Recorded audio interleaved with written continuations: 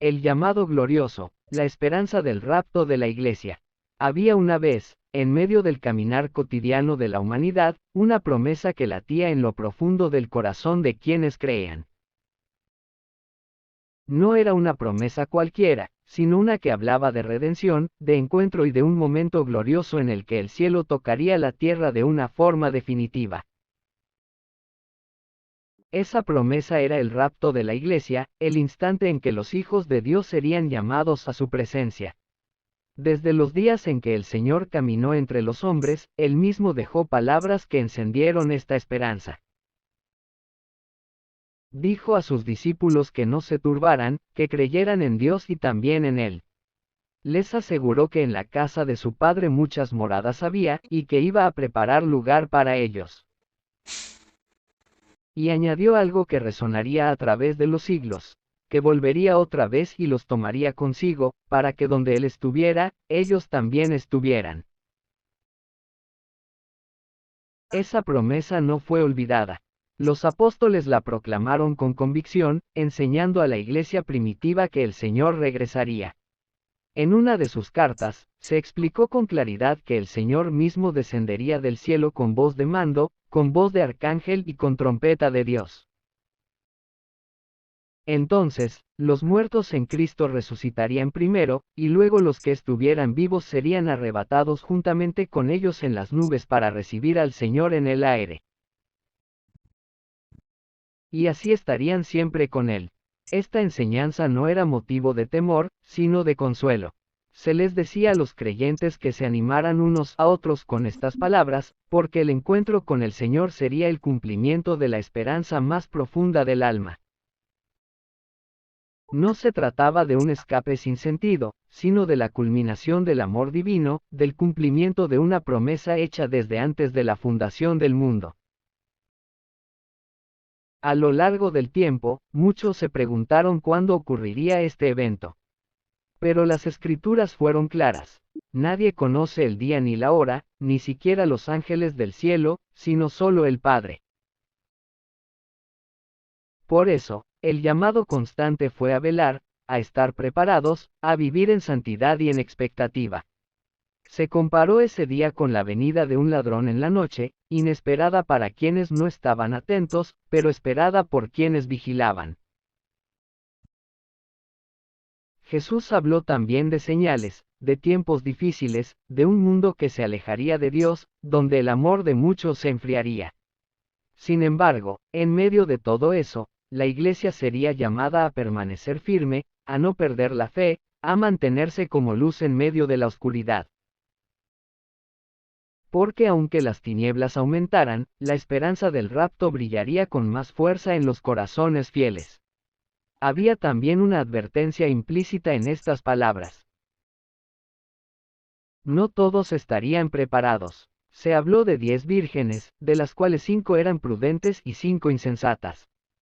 Todas esperaban al esposo, pero solo aquellas que tenían aceite en sus lámparas pudieron entrar con él cuando llegó.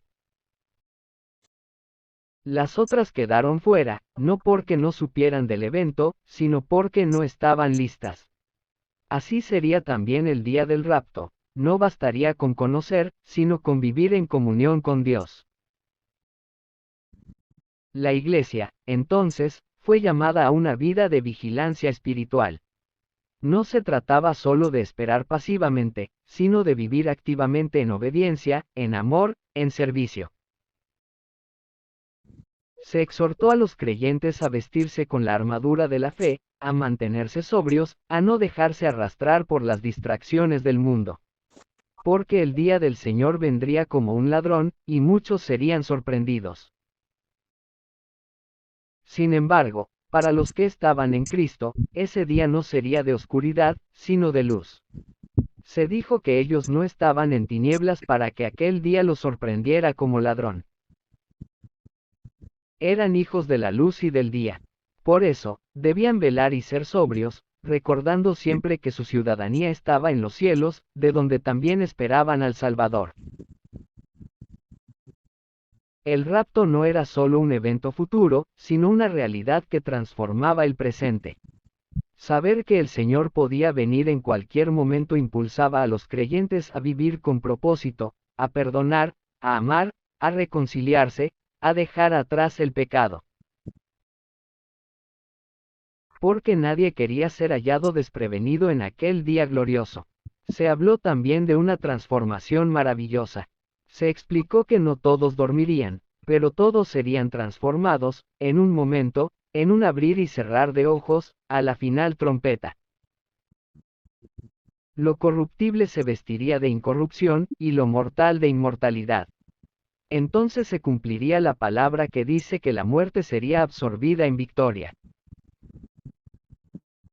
Ese momento sería indescriptible. Imaginar el instante en que millones de personas, de todas las naciones, lenguas y pueblos, serían levantadas al encuentro con el Señor, es contemplar un acto de poder y amor sin precedentes.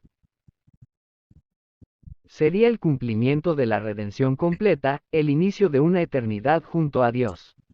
Mientras tanto, la tierra seguiría su curso, pero no de la misma manera.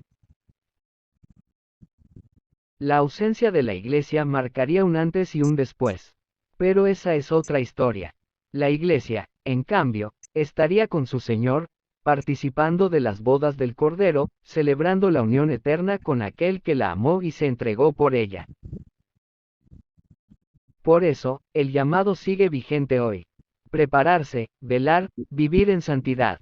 No dejar que las preocupaciones de la vida, las riquezas o los afanes ahoguen la fe. Mantener la mirada puesta en lo eterno, recordando que esta vida es pasajera, pero la promesa de Dios es eterna. Cada amanecer es una oportunidad para vivir como si ese fuera el día. Cada noche, un recordatorio de que el Señor podría venir en cualquier momento. Y en medio de todo, la certeza de que su promesa es fiel.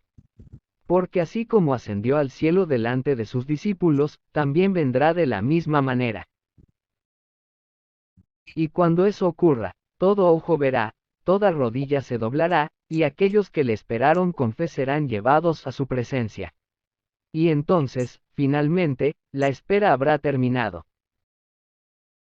El anhelo se convertirá en realidad. La fe dará paso a la vista. Y los redimidos estarán para siempre con el Señor. Esa es la esperanza gloriosa. Ese es el llamado eterno. Ese es el rapto de la Iglesia.